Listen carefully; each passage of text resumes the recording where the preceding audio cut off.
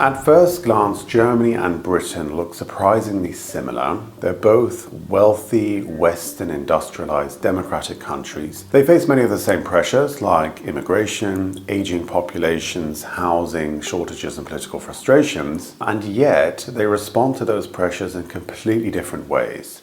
In Germany, the instinct is to build a system, and in Britain, the instinct is to reach for a story. And that difference is structural. Germany had to coordinate to survive. Britain had time to accumulate meaning, and geography played a much bigger role in that than most people realize. So in this video, I want to look at these two countries through the lens of geographic determinism to see how they deal differently with similar modern pressures of immigration, demographic decline and economic uncertainty. So Britain is an island. For most of its history, water acted as a natural boundary. Power could consolidate slowly, identity could stabilize, and shared sense of who we are had time to take hold and be passed down intact. When you're surrounded by sea, you don't really need constant internal coordination to survive. You need a story strong enough to bind people together across generations. Germany had none of that. What we now call Germany existed for centuries as a dense patchwork of rivers, plains,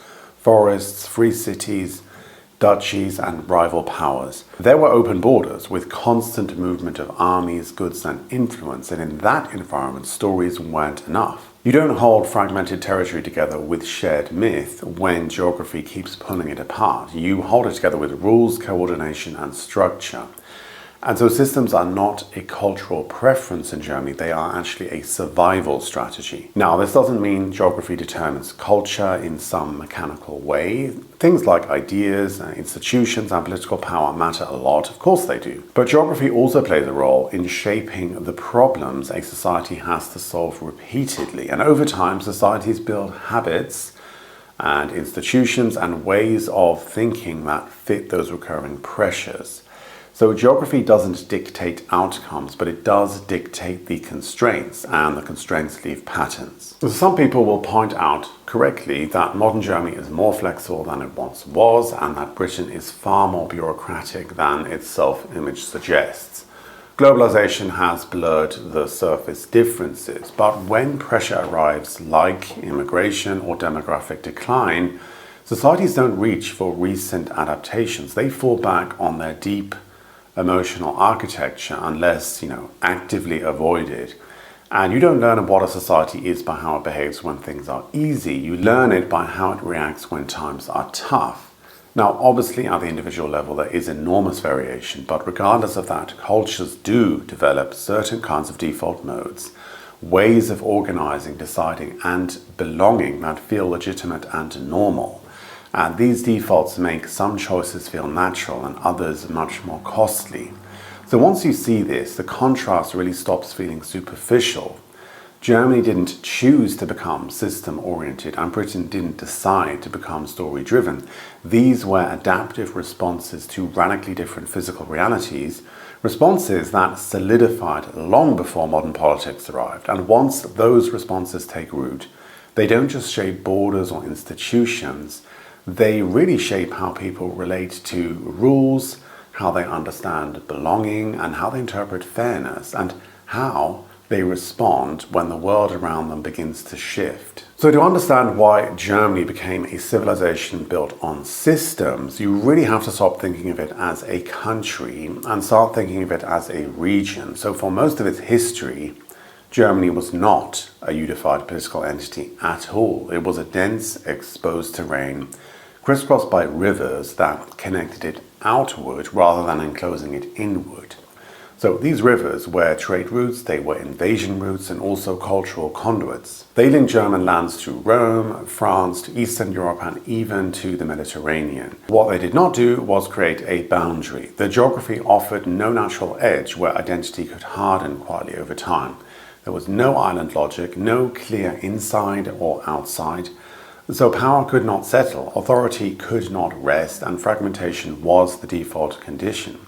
So instead, what emerged was a mosaic of free imperial cities and principalities with overlapping jurisdictions stacked on top of one another, So loyalty was always local, identity was layered, and allegiance shifted depending on the context. In that environment, survival did not depend on shared myth, it really depended on coordination.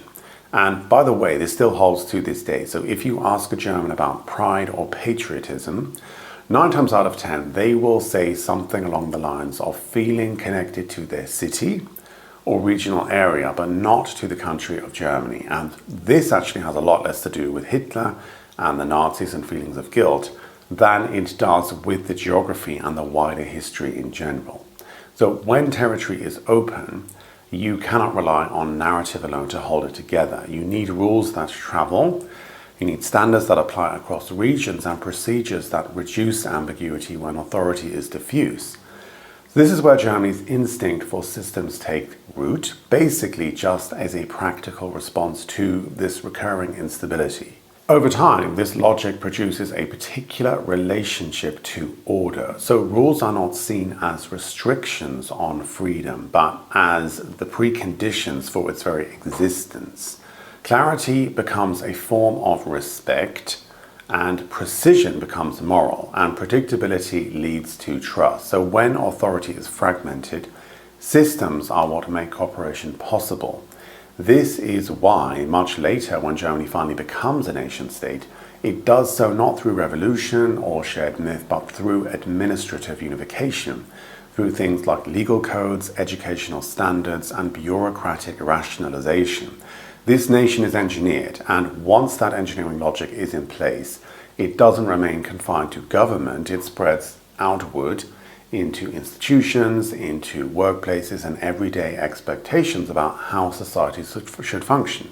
The system becomes the stabilizing beam of the structure, and so when social systems come under pressure, it threatens the cohesive stability of the country in a way that nations who are built on stories do not experience. Britain is structured very differently. In Britain, heritage and inheritance have always played a huge role in the country. So where countries like Germany rebuilt themselves around clear rules and codified law and engineered institutions, Britain evolved through accumulation. This is why Britain never wrote a constitution, because it believed in precedent and the idea that stability came from what had already survived before. You can see this most clearly in Britain's institutions, especially the ones that people often dismiss as just kind of like symbolic.